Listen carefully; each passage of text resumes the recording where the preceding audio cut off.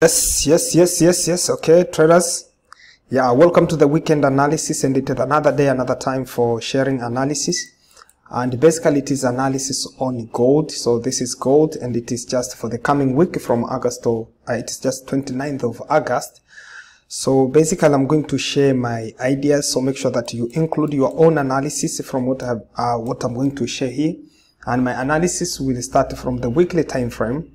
And I think this is the last week of the month, and it's going to be the beginning of the new month. So basically after opening the candle of the next month is where I'm going to share the analysis on monthly time frame. So for the coming week, let us start with the weekly time frame, and I'll break down up to 1 hour time frame. So make sure that you watch this video till you find that I'm talking about those expected movements in 1 hour time frame. So starting with the weekly time frame, so let me go to the weekly time frame.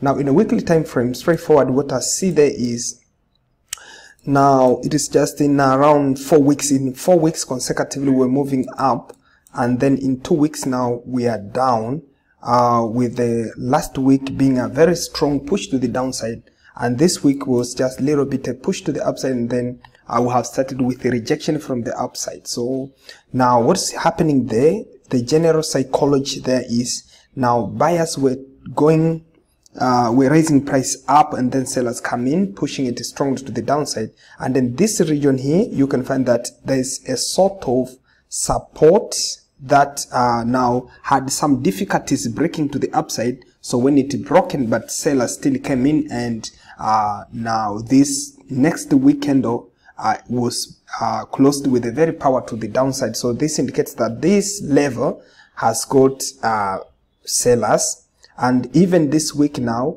opened with some power toward that particular level, but it failed to go beyond, and actually it moved to around 50% of the previous very strong bearish candle. So this is still an indicator for the powerful push now, for the push to the downside in any way. But as I'm moving to lower time frames, I will share exactly what's going to happen. This is the general psychology of a weekly time frame. And also, if you'll develop a trend line through those lower highs, you see the lower highs, so you'll find that if you join those 3 lower highs, now the recent upward move broken that trend line, and now price is moving to retest that particular broken trend line. So we expect a certain downward move moving to that particular trend line before price takes us up. So what we're looking for the coming week is just probably having certain movements toward retesting that particular trend line, and other things will go on. So in lower time frame, I'm going to give a brief description of what's going to happen, including those we call the wave counts, and also include the support and resistance levels. Now moving to daily time frame.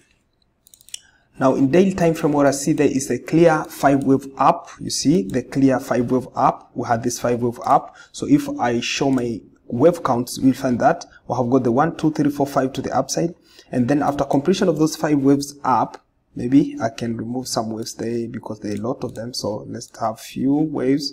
So now after completion of the 5 wave up, now we started with the correction. Now it was correcting this move. So now our correction began. And it started with the 5 wave move to the downside. So 5 wave move to the downside, this indicates the beginning of correction, and we expect this 5 wave up to be corrected to the levels of around 78%, because it is just the second wave. Now this correction is the second wave. So if we measure Fibonacci level there, now we'll find that price now is moving around 61%. So if it is around 61%, it is also a very key level for price to turn and keep on moving to the upside. But what we are still looking here is price has moved with the 5 wave down. It's the beginning of correction, so we expect a push to the upside before it keeps on pushing down, and it's expected to reach around those levels of 78%. So now this is what exactly going on in daily time frame. So if now price completed the beginning of correction, now we had the beginning of correction which has 5 waves.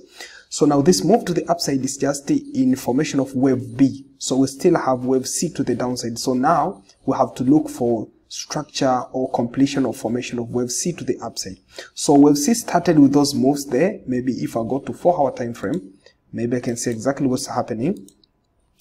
Now wave B, now formation of wave B. Now wave A was there up to this area, so wave B started pushing there. Now this week we were in wave B, and as I shared, I think for those who are watching my videos in now every weekend, they see always what I suggest. And even last week, I think someone asked me about what's going to happen this week, and I said almost the whole week now is going to be up, and that's exactly what happened.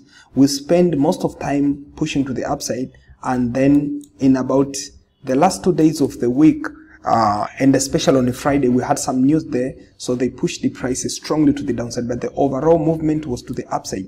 So now this upward move, I have got two alternatives there, but basically my preferred count, now from what's going on there in wave B, my preferred count is we have started with the 5 wave up. So if the 5 wave up is just the beginning of correction, so I can label this as, now I'm going to label this as A. Now then we're going to have B there, and then we're going to have C. So currently we're looking for completion of wave C of wave B. Maybe I can lower degrees.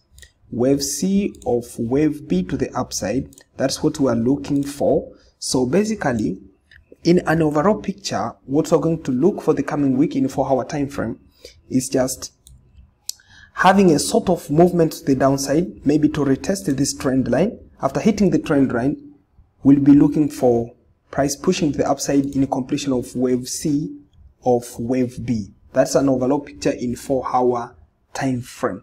And then specific movements, maybe I can see them in lower time frames. Now in 2-hour time frame, what I see there is basically I have got exactly a 5 wave. I have got clearly now 5 wave move to the upside. They are clear there, 5 wave move, 5 wave move to the upside. And then after having those 5 wave move to the upside, basically I see now in 2-hour time frame, price has started the movement to the downside, which is just the beginning of correction of this recent move to the upside. So if this is just the beginning of correction of this recent move to the upside, and if it is going to hold it true now, always we have to watch for conditions. So now if this movement to the downside is going to hold it true to be a correction, and then price after hitting certain levels there, because we go with the Fibonacci tool, so based on the Fibonacci, you will find that price is now around 78%, but it still have chance to push down a little bit, and basically it may push down to around areas of 1730. We have those areas of 1730. It's very important. So if a price is going to move around 1730 and forms some buy confirmations, so it will be a very clear area to take buys, and actually we will be buying in wave C of wave B. That's very, very safe area to take buys. And even last week I said we are going to trade wave C. So in my previous analysis I said that. So how far this is going to move, so we can measure the Fibonacci extension. Now this can have extension of 1, maybe to those areas of 1771, or it can go to areas of 1.2, and the maximum is 1.6. So it can go up to 1794 if it is going to be extended. Now if wave C is going to be extended, I mean this wave C of wave B, if it's going to be extended, now it may push up to the levels of 1793. But basically, based on the concept of depth of correction, mostly I'm looking for price to reach Fibonacci extension of 1.2, and it will be around 1780, and it is within the level of the 4th wave. And basically, based on the idea of depth of correction, we must look for price to move around the areas of the 4th, the internal 4th wave, and the maximum correction is going to be in the level of the internal 2nd wave. That will be extension of around 1.618. So basically,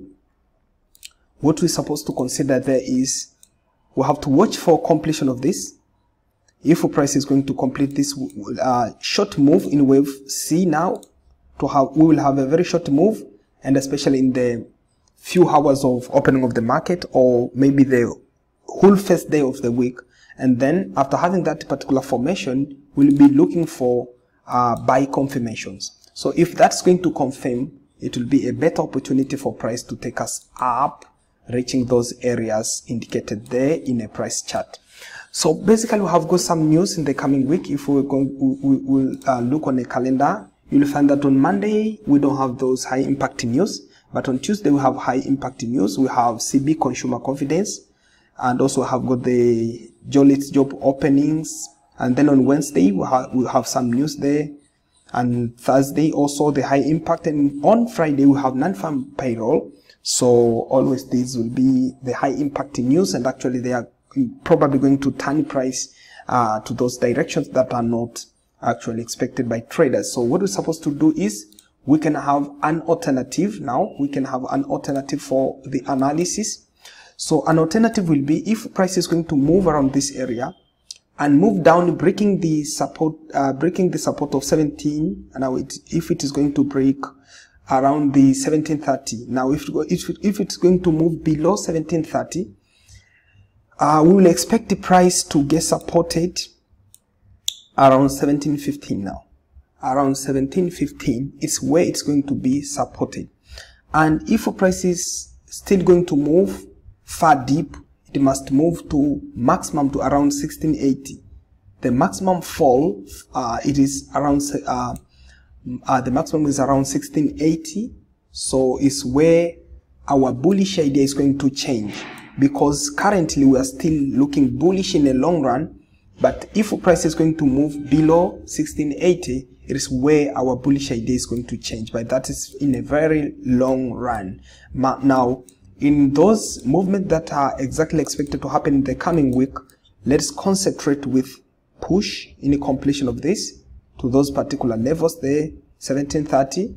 Then after that 1730, let's watch for buy confirmations. If that's going to happen now, it is where we'll be taking those buy trades, and almost over the whole week we can have we can keep on taking buy trades.